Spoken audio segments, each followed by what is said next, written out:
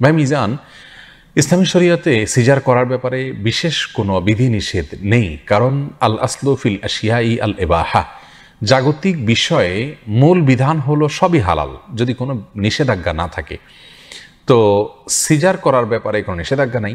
কোনো মায়ের যদি গর্ভস্থ সন্তানকে বের করে আনার জন্য অপারেশন করার প্রয়োজন হয়, তাহলে সে ব্যাপারে শরীয়তের কোথাও নিষেধাজ্ঞা দেওয়া হয়নি। ট্রিটমেন্টের অংশ হিসেবে আপনার এরকম কিছু করা যাবে না, এরকম কোনো নিষেধাজ্ঞা যেহেতু নাই, অতএব এটি হালাল। এটাকে হারাম বলবার কোনো কারণ নেই।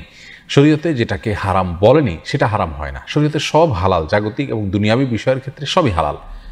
শুধু যেগুলোকে নিষেধ করেছে সেগুলো হারাম। সিজারের বিষয়ে যেহেতু কোনো নিষেধাজ্ঞা নাই, অতএব এটি হালাল ইনশাআল্লাহ বিধান, যদি প্রয়োজন হয়। তবে হ্যাঁ, প্রয়োজন ছাড়া সিজার করা এটা অনুচিত। তার কারণ হলো আল্লাহ রাব্বুল আলামিন আমাদেরকে যে নেয়ামত দিয়েছেন, ইচ্ছাকৃত সে নেয়ামতকে নষ্ট করা জায়েজ নেই।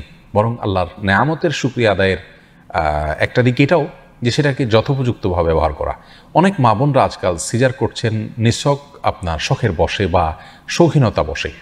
তার মানে যদি সিজার করেন তাহলে সেক্ষেত্রে তার শারীরিক বিভিন্ন আপনার অসুবিধা থেকে তিনি রক্ষা পাবেন, অথবা তার মনের মতো কিছু হবে, তিনি কষ্ট করতে চাচ্ছেন না, বা এই জাতীয় কারণে অনেক সময় সিজার করা হয়, আমরা শুনে থাকি।